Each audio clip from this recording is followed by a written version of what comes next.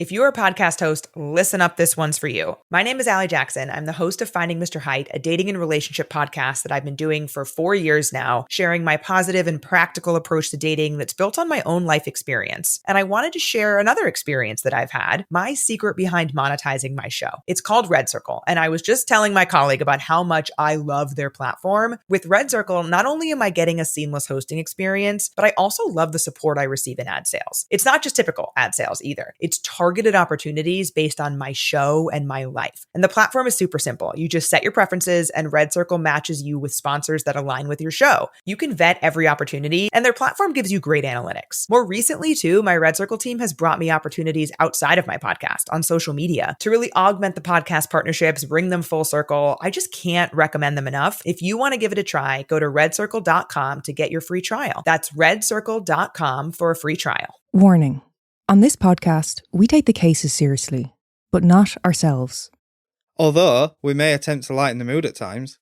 Our episodes contain graphic descriptions that some listeners may find disturbing. Listener discretion is advised.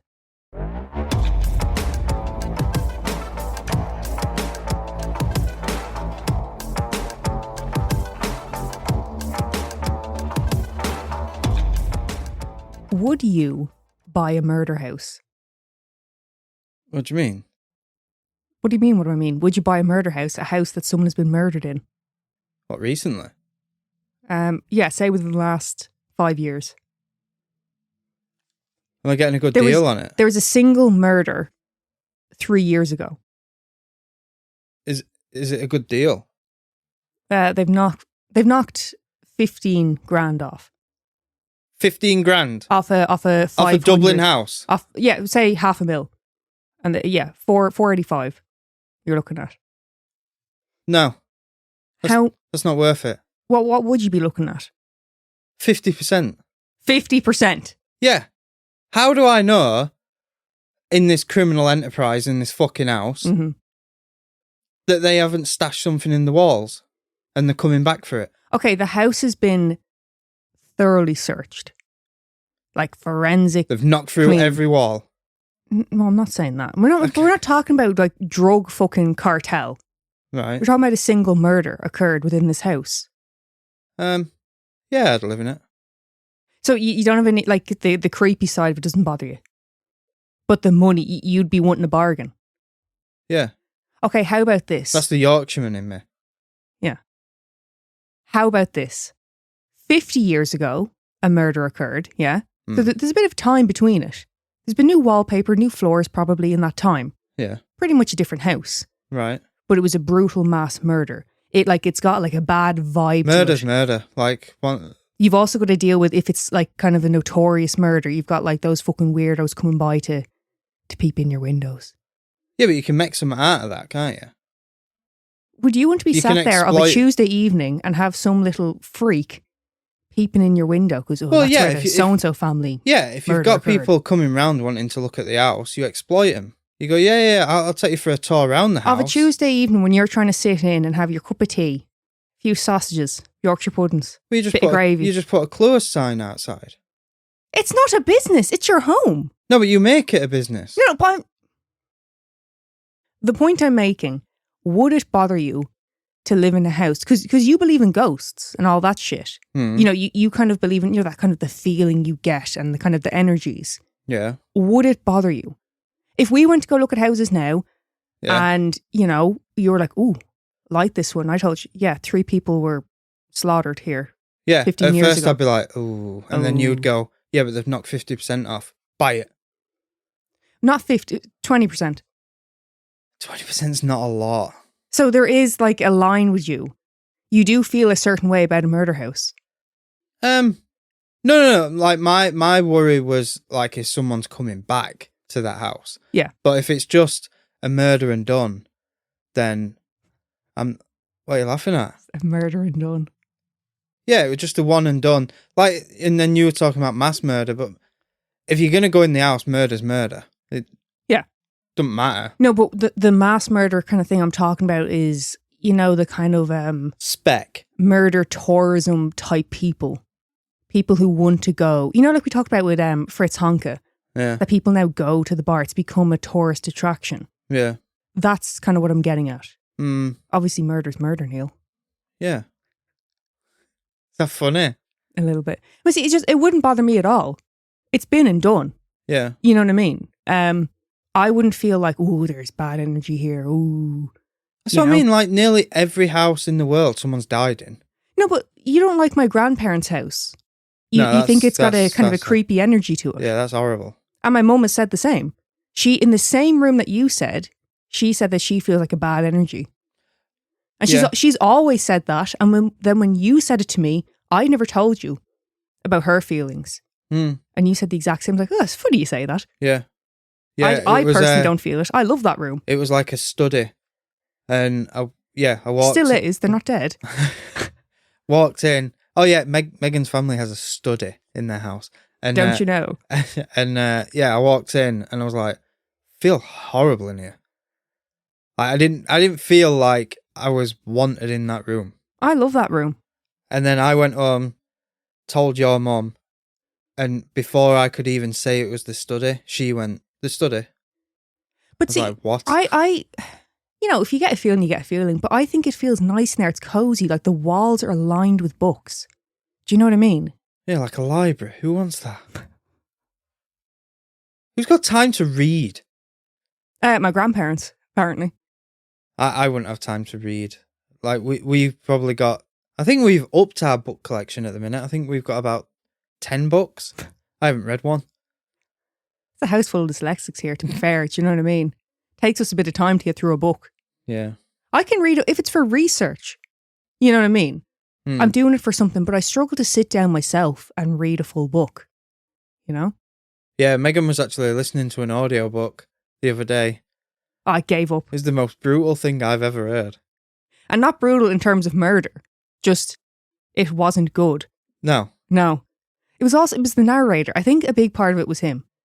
Oh, because he was English? Yes. Yeah. Part of it was because, you know those books where you can tell they're just throwing random shite in to fill the space? Mm. That was pissing me off.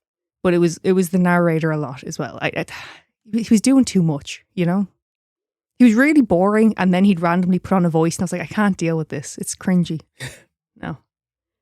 So anyway, to sum up, you would buy a murder house, but the Yorkshire man's coming out, and you're wanting a good bargain. Yeah. Okay. Yeah, I'd barter. But you're not bothered about the aura of it. What? Bad energy and that. No. You'll live with it. Yeah. Or the murder tourists. Yeah. You're fine with that. You're going to turn it into a business. Yeah. Okay. So, we have a shout out. We do indeed. So this week, we have Alison. Ali Pally. Alison. Ali Pally. Ali Pally, like the venue. What? The venue for the darts. Oh, yeah. Yeah, Ali Pally. Okay, yeah. Alexandra Palace. Yeah, very good. Mm. I'd got 2. So we've got Muhammad Alison. Yes, Muhammad Ali. I'm with you. Yeah. Mm-hmm. And this one I'm very proud of. The Ali Lama. Ali Lama. Now, spiritual leader for the mortals.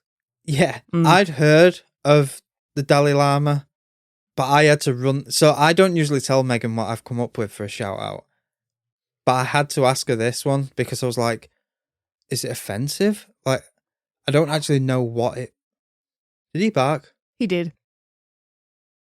Lost my thread. Yeah, so I didn't actually know what a Dalai Lama was. Mm. So I said to Megan, am I okay to say it? And she's like, yeah. I mean, you might offend someone, but in the last episode you went, oh, Catholics. So... And tampon, yeah. You called someone else a horse. A dead horse. Yeah.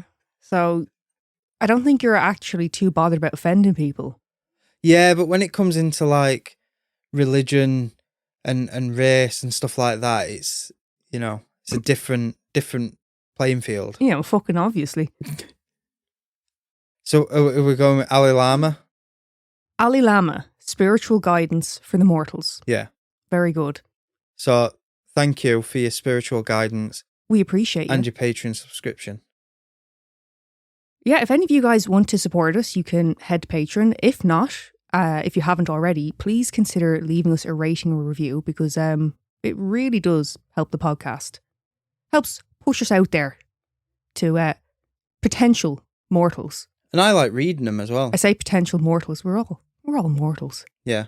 But one of us. Yeah. One of us. Yeah, it does help us, but I like to read them as well. You can't read. I can read. I just don't like to read. You just need your finger if it's going about, across the word. But don't if you? it's about me, I'll read it. Very on brand for you. Do you find true crime podcasts too murdery? Do you breathe oxygen? If you've answered yes to any of these questions, then we have the podcast for you. Live, Laugh, Larceny, a true petty crime podcast, brings the drama to dumb criminal stories, presenting each crime as a fully produced short story. Our variety show podcast has it all. Sound effects, parody songs, terrible reenactments, and did we mention drama? Join us, Amanda and Trevin, each Wednesday as we share our dreadful dilemmas, killer facts, and then jump into the sick and twisted world of petty crimes. Let's roll with a clip. Amy had another solution: to dance. Using her drunken misstep as the starting point, Amy's feet quickly improv'd an Irish jig. The river dance continued to pick up the pace as she spun around and proceeded to stomp her feet rapidly on the hard ground. You can find Live, Laugh, Larceny on Apple, Spotify, or wherever you listen to podcasts. Bye. See ya. So, what you got for us today? Well, today, Neil, we are going to be taking a look at some unusual deaths and some of the more bizarre locations that bodies have been found. Well, like on a roof? I don't have a roof for you today. Okay. This was just going to be a quick kind of episode, with a few mini stories. But there were so many. So we'll definitely be doing a 2, probably a 3, 4 part down the line. See, maybe sooner than you think. See, the reason why I said on the roof, I thought when you was meaning like weird place to find a body, I thought you meant like, how did it get up there? Like in a tree or something. I'll look for. You want a tree or a roof, or do you want both? Both. Okay, I'll look for them for the next episode. Okay. I'm sure there's some there. I can think of one with a roof, but it involves a cow falling through the roof. Don't want to give it away. Oh, it jumped on the trampoline. Oh no, that were a bear. And that were a tree, not a roof. And they shoot it out of a tree and it hit a trampoline and bounced off. Is that in an episode of My Name is Earl? Oh, I thought that was a real thing. I'm getting a vague image of My Name is Earl where they see it happen to a bear and then they do the same thing with Randy. They do the episodes where it's cops? I think they did, but I think it's a real thing as well. Oh, okay. Like, they don't shoot it. I think it's tranquilizer. Yeah. But yeah, it bounced off the trampoline. I'll have a look for it. The Murphy bed. Have you ever feared sleeping in a fold-up bed? No, but I do now. Yeah, you should.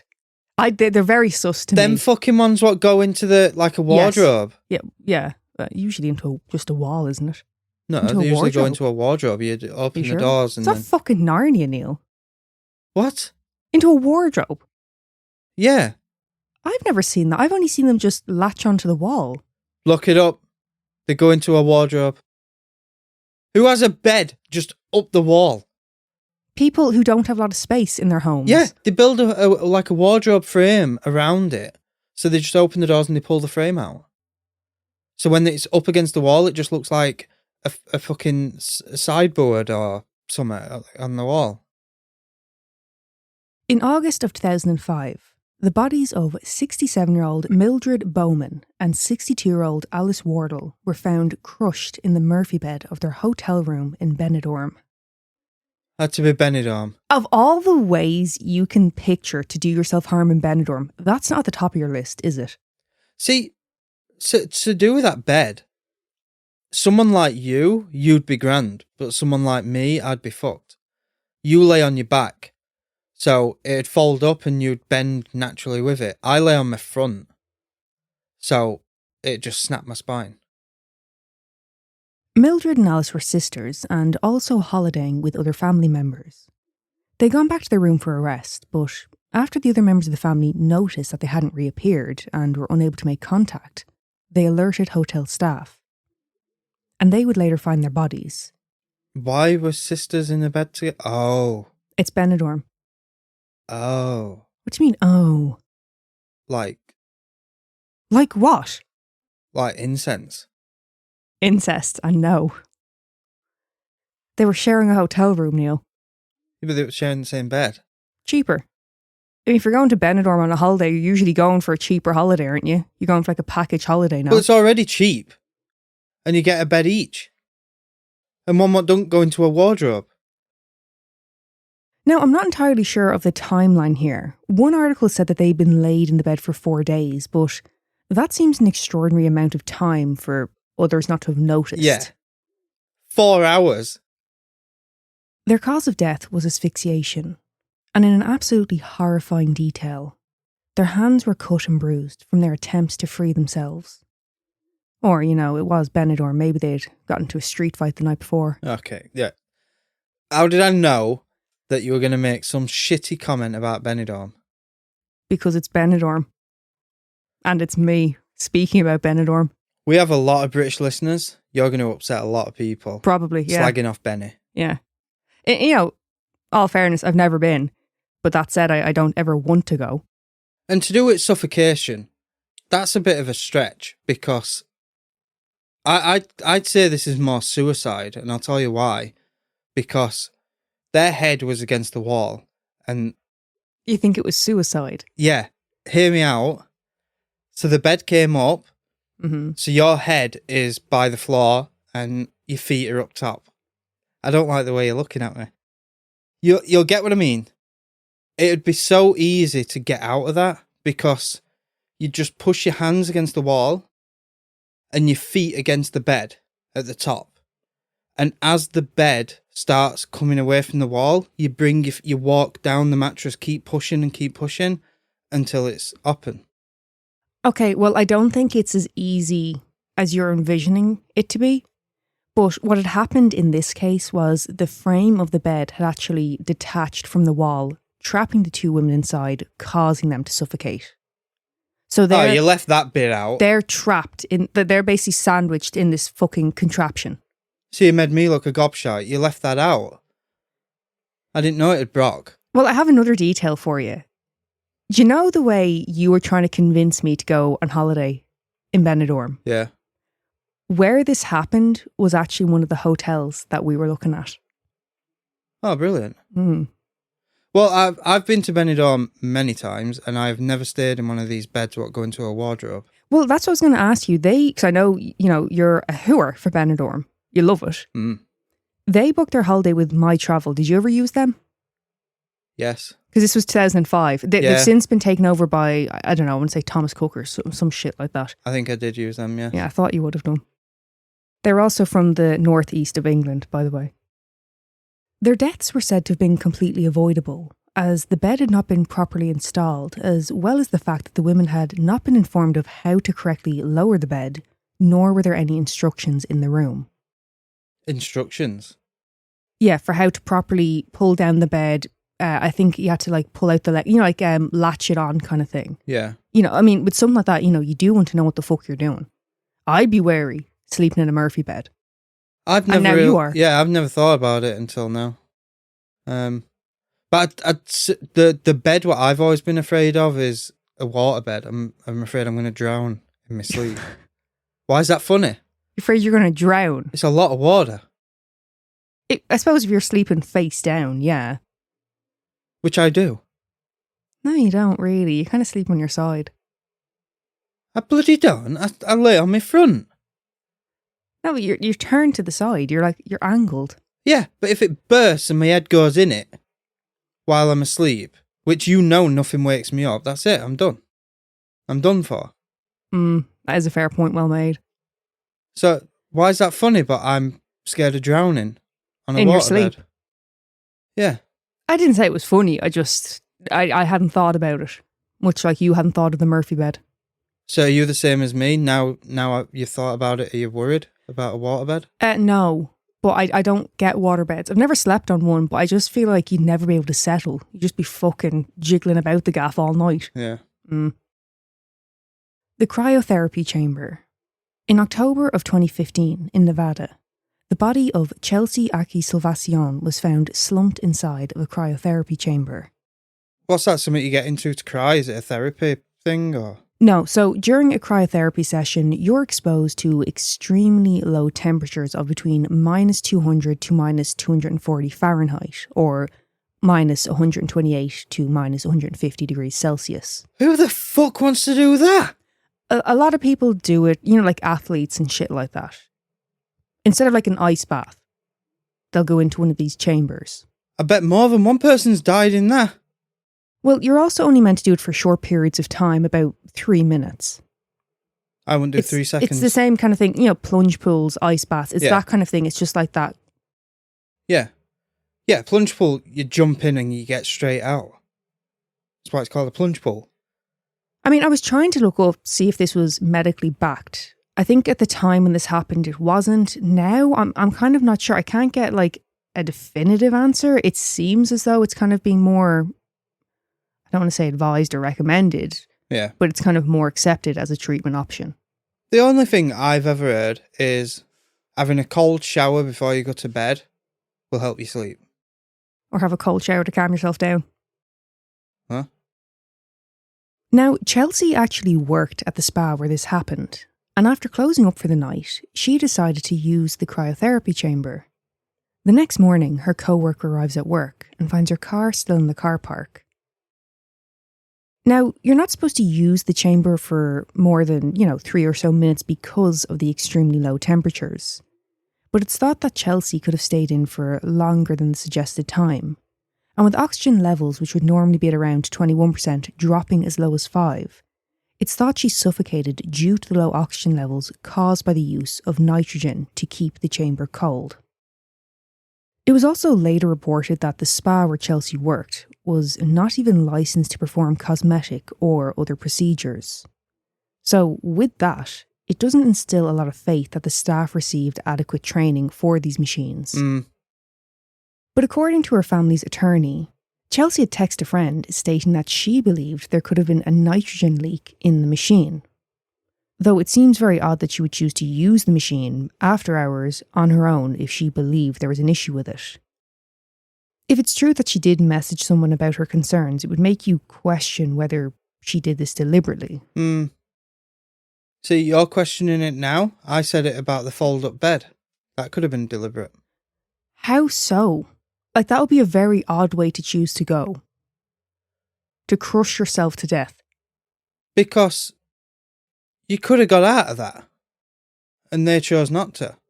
Like, I'm saying I'd be able to do that on my own, and there were 2 of them. So I think that were a suicide pact. Do you really? In Benidorm? In Benidorm? Yeah. That's the way you would want to go. Yeah, I'd go in Benidorm. Live your last days out to the fullest on the mechanical bull and all that. Yeah. Yeah. I won a t-shirt on that mechanical bull. The Stegosaurus. Huh? In 2021 in Barcelona, the body of a 39-year-old man was found inside a statue of a Stegosaurus. His body was discovered by a father and son who, when they walked past, noticed something through a crack in the statue.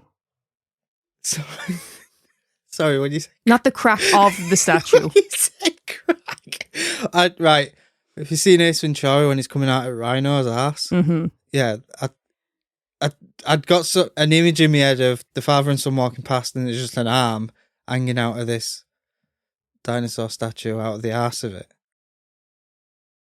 The fire department were called in to cut open the statue and recover his body.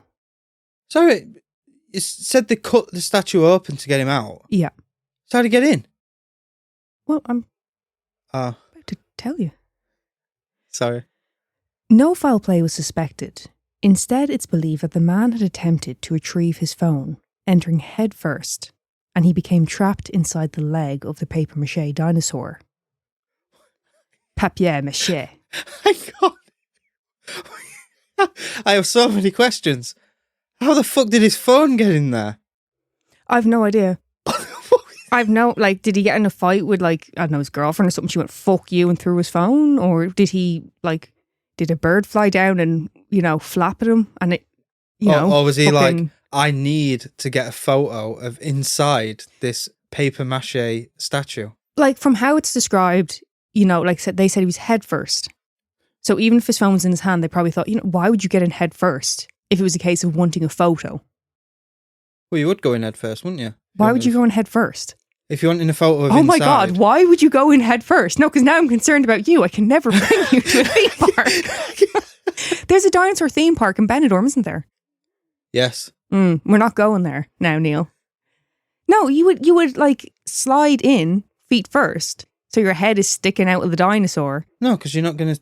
You're wanting to take a photo of inside the How dinosaur. can you take one inside if you're upside down? I'm not saying... You're thinking of a selfie of him hanging out of a What dinosaur's is he arsehole. taking a picture of dark? I'm saying, is he trying to take a picture inside the dinosaur? Like, Why would he do that? just to see what it's like in there? I don't know. That's what I was asking you. No, I don't believe so. I think this was an accident. Right. It's thought he'd been in there for a few days, and he'd only been reported missing by his family a few hours previous to discovery. So they found phone ping. What? I'm just saying random words. No, they found his location. Phone ping. You know, dinosaur. Yeah. They searched the location on his phone, tracked it, Yeah. and pinged it, Yeah. and then they were like, "Oh, he went to that theme Well, park." No. The father and son found him. Oh yeah. But he was just because he was 39. So, you know, maybe say his parents hadn't seen him for a few days. You know, they're not necessarily going to think anything of it, but maybe if they tried calling them and couldn't get through. My parents wouldn't hear from me in a few years and still not phone the police. Like, I'm a hosepipe kid. Well, it's just because people say that a lot, like, oh, it was days and no one said anything. It's like, yeah, but people are busy. They've got work. They've got kids. They've got other shit going on, you know? The hot springs. Nah, they do scare me. Do they? They get fucking hot. They do. Just a little bit. The steam what comes off of them, and people are like, "Oh, I'd love to jump in that." Would you? You'd love to boil alive. Well, on the 7th of June, 2016, 23-year-old Colin Scott and his sister Sable were hiking through Yellowstone National Park. That's a right name, isn't it? Sable. Yellowstone. No, Sable. His sister's name is Sable. I've just said it. There was a wrestler called Sable. Colin and Sable. That's where my mind went as well. Gladiators. Oh, was it? I thought wrestler. When I was writing it up, I was like, yeah. It was either a diva or it was a gladiator. I think you're right. I think it was a gladiator. Sable. I used to like Jet. What about Wolf? Oh, Wolfie. You were an arsehole. As they made their way through the park, they venture off the designated path, ignoring the warning signs in search of hot springs to soak in, which is incredibly dangerous as these waters can reach boiling point. Yeah. See, you women would be all right, because the temperatures you have your baths is fucking ridiculous. So you'd be used to it. I don't have a bath. No, I only have a shower. but the female kind, when they have baths, Yeah. the fucking temperature they have it. They're not boiling. That's boiling point. Fucking are. You also tend to shower hotter than I do. I prefer it to be a little bit cooler. Yeah, I don't know what that's about. Whereas when you shower, it's like, that is scalding me. So I've just poked a massive hole in your fucking logic. The area that they were in was on the edge of the Yellowstone caldera, a supervolcano. And although the chances of eruption are unlikely within the next few thousand years, the caldera's activity does impact the temperature of the springs. Well, it would with lava going into it and that. When they found the springs, Colin bent down to test the water. He lost his footing, slipped and fell in. See, you'd think you'd be careful doing something like that. Well, they've already gone off the designated path. They've thrown caution to the wind here, Neil. No, but I mean, when you're sticking your hand in to check the temperature, surely you'd be like, let me just make sure I've got my foot in. Like, I've seen you trip over nothing before. you- You're always nearly, you don't fall very often, but you're always nearly going arse over tit. that's dyspraxia. Thank you very much. Why is that funny? Sable attempted to help her brother, but was unable. And due to there being no reception in the area, she had to walk back to a nearby museum for help. When rescue teams arrived on scene, portions of Colin's head, upper torso and hands were visible. But due to the lack of movement and severe burns due to the extreme temperatures, it was determined that Colin was already dead. And because of the boiling temperatures of the water, as well as a lightning storm which was approaching, they were unable to recover his body. Oh, yeah. Extremely dangerous for them as well. Yeah. The following day, they arrived to attempt to recover his remains. But again, due to the boiling temperatures and the acidity of the water, there wasn't much left to recover as his body had pretty much dissolved. Fucking hell. Yeah, the temperatures of the thermal springs is about 92 degrees Celsius or 198 Fahrenheit, with steam vents reaching up to 135 Celsius or 275 Fahrenheit. You'll never get me in one of them. At the time of recovery, recorded temperatures reached 100 degrees Celsius and 212 Fahrenheit. Yellowstone's Deputy Chief Ranger said, quote, "The whole area is geothermally active. There's a closure in place to protect people from doing that for their own safety. It's a very unforgiving environment." It's not closed off enough, is it? They still managed to get in. Yeah, well, I mean, they have the signs up.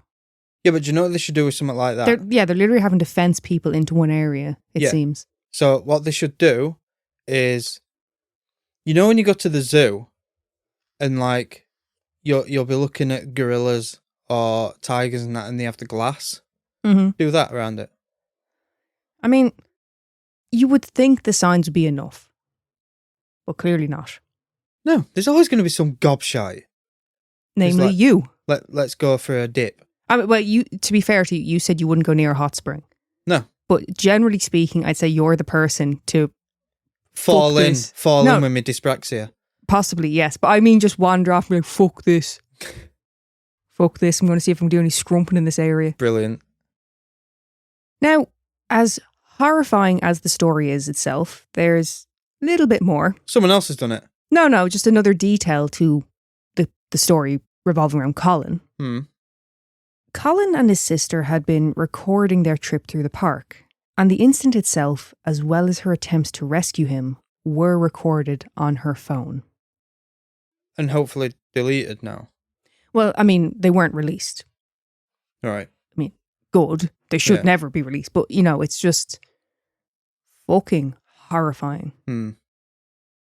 So, before you move on to the next one, I want to make a guess. Okay. A more educated guess than someone on the ceiling. Well, I said someone on the roof. Then, to be honest with you, some of the ones I've come across, I don't think there is a bad guess here. Okay. Quicksand. No. You couldn't find a quicksand? I didn't say I couldn't. Oh. But look at the aggression. Right, like I said to you earlier, any guesses you make, write them down for me and I will try and find them for the part 2 of this. Okay. Choked on an inhaler. You want me to find that? Yeah. Okay, I will. The atomic wedgie. In Oklahoma, in December of 2013, a 35-year-old man named Brad Lee Davis that's Brad Lee, by the way, not Bradley Davis. Wait, right. Atomic wedgie is in what I think an atomic wedgie is. Mm-hmm. Why is a 30-odd-year-old bloke wedgieing people? Well, it gets better or worse depending on how you look at it. Okay. 35-year-old Brad Lee Davis got into a fight with his stepfather, 58-year-old Denver Lee Sinclair. So 35 and 58. What'd you do? Brad wedgied the stepfather. Right, I apologise because that was unexpected. I really weren't expecting that. If I got into a fight with my father, I think the last thing what would cross my mind is, right, now it's time to finish him. I'm going to turn him round and pull his kegs up over his head? Well, it seems Brad and Denver didn't get along, with Brad claiming that his stepfather had bullied him his whole life. That night, as Brad's mother was in hospital following hip surgery and both men had been drinking, Brad claimed that Denver had been speaking poorly about his mother. Oh. During the altercation, Brad knocked Denver to the ground before grabbing the elastic waistband of his underwear. He then pulled it up and over Denver's head and around his neck, causing him to be strangled by the material. After this, it was reported that Brad then took pictures of Denver while he was laid unconscious on the ground.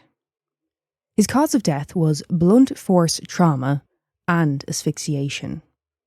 Brad pleaded guilty to first-degree manslaughter and was sentenced to 30 years in prison. Nah. So there'd been, like I said, during the altercation, it came to this, but there was clearly some shit going on, you know. And there's a backstory there. There's a history of some type of friction, whatever the case was. And you've got to think, when he got to the prison and they're like, what are you in for? No one's going to believe him. You'd probably just say manslaughter. You wouldn't really want to elaborate, would you? Fuck's sake. You can't top that. When you said it was a 30-odd-year-old man, an atomic wedgie, I thought it was going to be an accident. Like he got caught, he was up a tree. Caught on a fence or something. Yeah. Yeah. And it like ripped him open or something. No. Right. This was murder by atomic wedgie. The fridge. During a snowstorm on the 28th of November 2009 in Iowa, 25-year-old Larry Eli Murillo Moncada ran out of his parents' house at approximately 6:15 p.m. Larry Moncada. There's no need to fucking have all that. Well, that's his full name.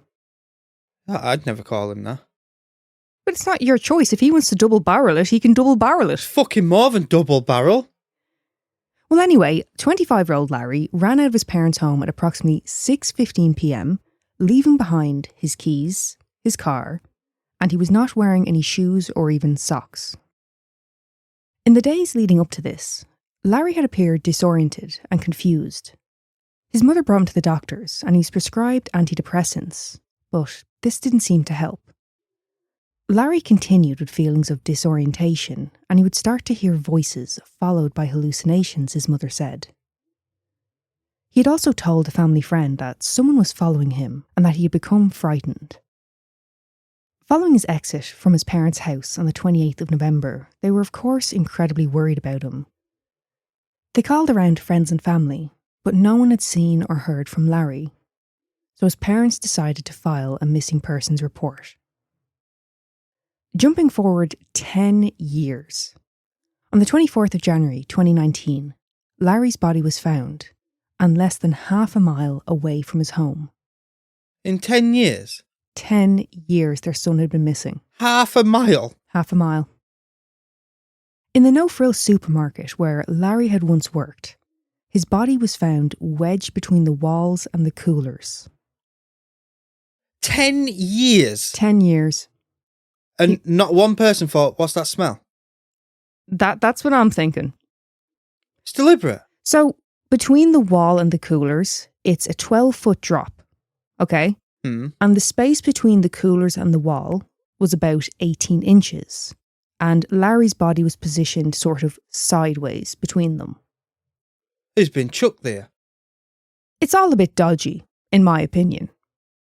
So the supermarket had been shut since 2016, and it was only when a contractor had been called in to remove shelving as well as the coolers that his body was found. His body became so badly decomposed that he was unable to be visually identified, but the clothing matched with what Larry had been last seen wearing, a navy blue hoodie and light blue bottoms. An autopsy would later reveal no signs of trauma, and his death was determined to have been accidental. Nah, he's been lobbed there. Quote, "This is the first time in my career that I've seen a body in this type of condition." That's 10 years. It's a long time. Yeah. I'm surprised it's not just born. Now, the location of the body seems strange, but there's a relatively easy answer to it. The area above the coolers was predominantly used for storage, but it was also a spot where the employees at the supermarket would climb up onto and take an unofficial break. As for how no one heard him, this was put down to the noise of the coolers. They were that loud, it's believed that they would have drowned out any shouts or cries for help that Larry may have made. I don't think they're that loud. Well, that's what they're saying. That's being corroborated by people who work there. And, I'm sure the contractors could probably attest to that as well. But like you said, what I do find strange is how no one seemed to notice the smell of decomposition. It doesn't make sense to me. At no point, no one ever got a whiff. Yeah. Unless it was just a smelly area. You know how there's always them areas you don't know why? You could be out walking your dog or whatever, and there's that certain spot. Every time you walk through, it's like, it fucking stinks of shit. Yeah. You don't know why. Yeah. You don't know what it is. Yeah. You don't necessarily investigate to find the body. Yeah. Oh my God. So I could be walking past a body. And I'm just going, it fucking stinks of shite round here. You are from Sheffield. I'm talking about here. What I also find a bit odd here, knowing that he worked at the supermarket at the time of his death, did police not speak to his co-workers? Did no one see him enter the store that day? Why was the CCTV not checked at the time of his disappearance? The other thing is, so you said round there, that's where the staff would go for an unofficial break. Guessing like a fag break. No one smelled or noticed anything then? Well, that's what I'm saying. Or heard him? But that's what in terms of the smell, how staff were there all the time. Yeah. It's not like an isolated area and you kind of go, oh, surely someone would have noticed. They were there all the time. Yeah. And they're right above a decomposing body, a few feet up from it. Just having a fag. How did they not notice it? And like I said, the CCTV talking to the managers and staff there, apparently his boss told police that he was not on shift that day, and it doesn't appear that much more was looked into. But it was said that it was common for employees to enter the store while not on shift. So there's something doesn't ring true here. You know what I mean? The way he was positioned, it sounds like he was lobbed in. It's all very sus to me. It seems that Larry and his family were well and truly fucking failed in this case. Yeah. It's just there's something sus. No, it needs like a Columbo looking into that. Yeah. But anyway, that was a few cases of unusual deaths and some of the bizarre locations that bodies have been found. Definitely room for a part 2, 3, 4, 5. Please do. Please do. But I don't think you're going to beat the Atomic Wedgie. I don't mean to be, of course, with any episode we do, I don't mean to be disrespectful. It's just some of these are wild. Like, I mean, that with Larry, I think that should be reopened. There should be a full, obviously his body's that badly decomposed, I understand. And they're saying they didn't find any signs of trauma. Yeah. Did someone push him down there? Like, I don't buy it. No. And I don't want to be that fucking guy who's like, oh, well, because I've said it. You know what I mean? Yeah. But, Hang on, you said the last one were a fridge. Where was the fridge? Like coolers, fridges, kind of thing. Okay, yeah. You get what I mean? Like industrial. Right. Do you know what I thought you were going with that? Because you said he'd left the house, he didn't have his shoes on, he didn't take his car keys or anything, and he'd gone for 10 years. And I thought, has he got a room? Like, is he living in the basement and he's got a fridge down there and he's been in the fridge the whole time? No. That's what I thought he was going to say. Maybe I should have called it the cooler. I apologise. Yes. Depends on where you read. People say behind fridges, behind coolers. Yeah. Yeah, but... Yeah. Nah, poor sod. It's fucking sad. Yeah. You know, like with the case of Colin, yes, it's fucking sad. It's a 23-year-old lad. But it's also frustrating that he didn't just follow the signage and the instructions to stay on the path. Yeah. Whereas Larry, in this case, he was clearly going through it with his mental health and the worry his family must have felt when he left that day. Yeah. Well, do you know what I get from that? So a word to our listeners. When you're at work and you're having an unofficial break, because you will be having an unofficial break. I take several. Look around. Check your surroundings. Don't just sit there enjoying your fag. Look in every crevice you can. Crevice. Crack. Slit. Gash. Oh, Gusset. gusset. So, oddity. Vagina teeth. Nope. What do you mean, no? Nope. You don't really get a choice here, if I'm honest with you. That's... You gotta sit Ain't through there a it. movie about that where a woman Yes, was killing teeth. people with a... Yes, teeth. Yes, it's a good one. You gotta. I tried to get you to watch it. You refused to watch Yeah. it. It's I kind nearly of slipped up then and said a word I shouldn't. But well. I was actually going to ask you. Well, not you, because I know you haven't, but to the listeners, have you ever seen the movie Teeth? Because that's kind of the movie's actually called Teeth. Yeah. Okay. It's a good movie. I bet it is, yeah. Sounds it. Have you ever heard of vagina dentata? I think I'm pronouncing that right. This isn't a real thing. No, Okay. depending on who you ask. If you believe it, you know. So, vagina dentata is a mythical notion that a vagina has teeth. There's many different mythologies surrounding this all over the world. So, we'll get into that another day for an oddity. Right. But essentially, it was a way to vilify and villainize women and their sexuality, but also to play on men's fears of castration. Sort of a cautionary tale. Yeah. Them fucking harlots. In 2005, South African doctor Sonette Ehlers created a device which kind of made this a potential reality. Why? What do you mean, why? Why do you want it? I What, mean, like you'd go and get dentures put in your slit? No, not exactly. So originally named Rapex, its name was then changed to the Rape Axe, I believe it's pronounced. Basically, the device is a latex sheath that a woman inserts, similar to a female condom, lined with barbed ridges. This isn't real. No, it is. This sounds like something in Saw. Rape X? Are you taking the piss? No. No, I'm not. So basically, should someone attempt to sexually assault the user of the device, the teeth latch onto the attacker's penis. The aim is that if the attacker wants to be safely freed from the device, they would have to go to the hospital for it to be surgically removed, and that would give the hospital the opportunity to alert the police. Right, sorry, I didn't even think of it that way. I'm all for this. Are you? Yeah, I'm all for... Well, I'm not a sexual attacker, so yeah. A sexual assaulter. Yeah, I'm all for that. That's a brilliant idea. If you're not allowed to own a gun or a knife or pepper spray over here, you should be able to insert whatever you want inside yourself to fucking chop the prick off. Mm-hmm. No, I'm all for this. Fair play to, what is it? Sonette. Sonette. Sonette said of her invention, quote, "Nothing has ever been done to help a woman so that she does not get raped, and I thought it was high time." Fair play to her. Well, the device drew controversy, with one activist claiming that this device was, quote, "vengeful, horrible and disgusting." Yeah, rapist. And that, quote, "the woman who invented this needs help." Another person said, it's a, quote, "terrifying thought that women are being made to adapt to rape by wearing these devices." Criticism was also directed at this invention for the fact that it doesn't actually do anything to prevent sexual assaults.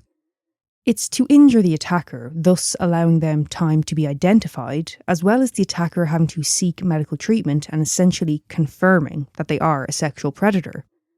Not to mention, if you were to be attacked while using this device, this is the best case scenario. What is actually incredibly likely is that the attacker, who is clearly already an aggressive individual, becomes enraged and further acts of violence are inflicted onto the person using this device. In response to the backlash, Sonette said of her invention, quote, "It's a medieval device for a medieval deed."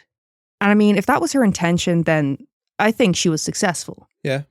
My opinion on this is, although I couldn't give a fuck about the attacker getting hurt as a result, this is just sort of another way of putting the responsibility back onto the victim of the attack.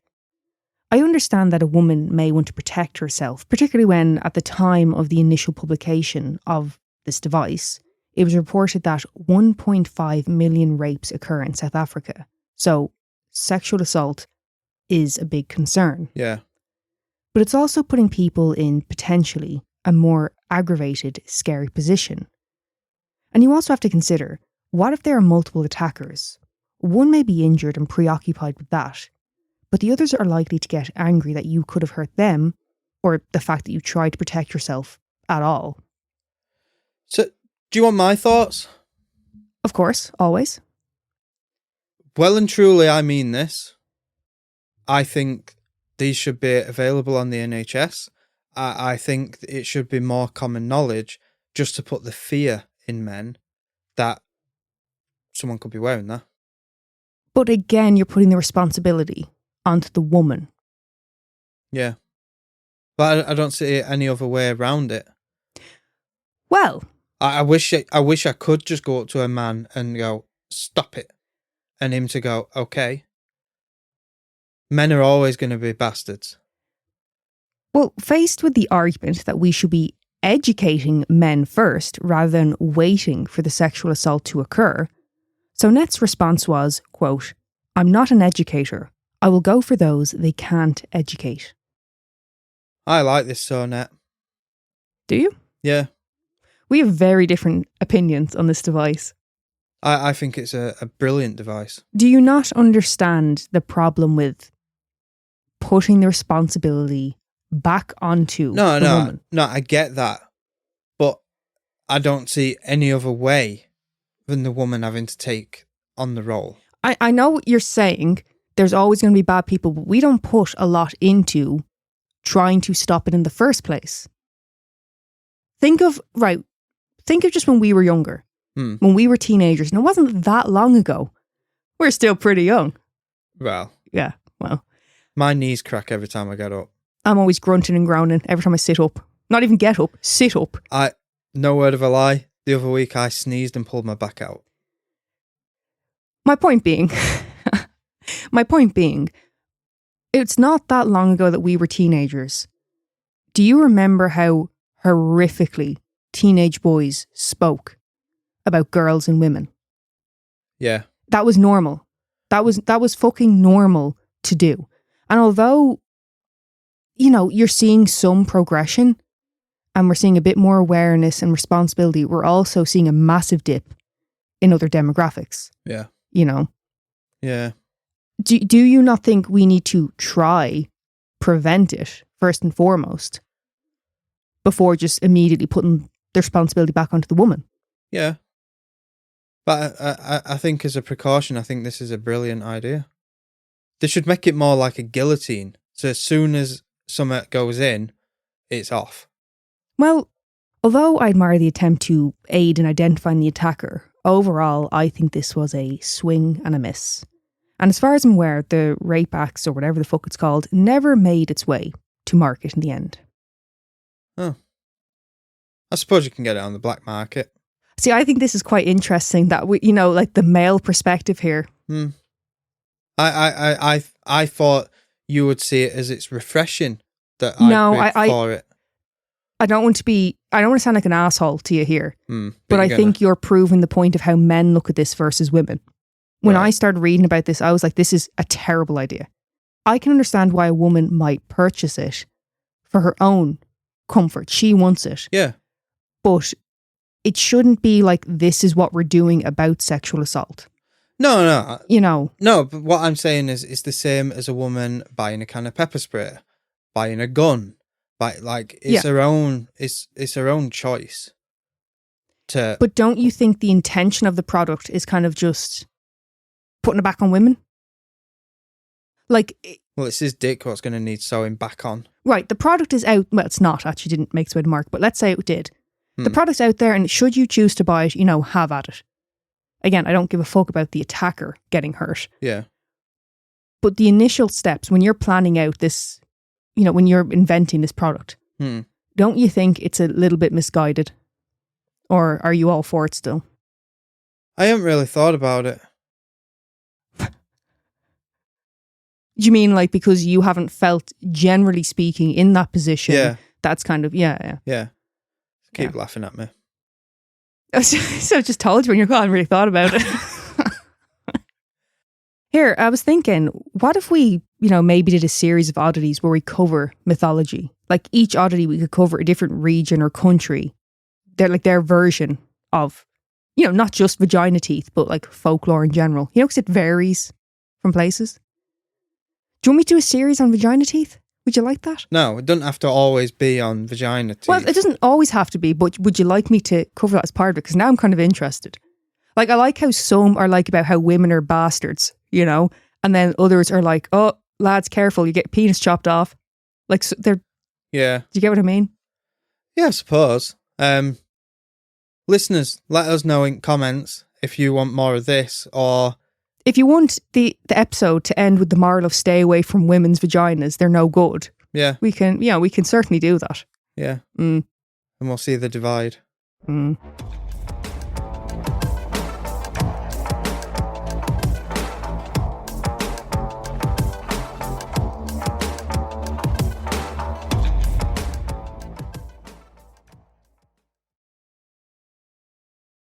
If you're a podcast host, listen up, this one's for you. My name is Allie Jackson. I'm the host of Finding Mr. Height, a dating and relationship podcast that I've been doing for 4 years now, sharing my positive and practical approach to dating that's built on my own life experience. And I wanted to share another experience that I've had, my secret behind monetizing my show. It's called Red Circle, and I was just telling my colleague about how much I love their platform. With Red Circle, not only am I getting a seamless hosting experience, but I also love the support I receive in ad sales. It's not just typical ad sales either. It's targeted opportunities based on my show and my life. And the platform is super simple. You just set your preferences and Red Circle matches you with sponsors that align with your show. You can vet every opportunity and their platform gives you great analytics. More recently too, my Red Circle team has brought me opportunities outside of my podcast on social media to really augment the podcast partnerships, bring them full circle. I just can't recommend them enough. If you want to give it a try, go to redcircle.com to get your free trial. That's redcircle.com for a free trial.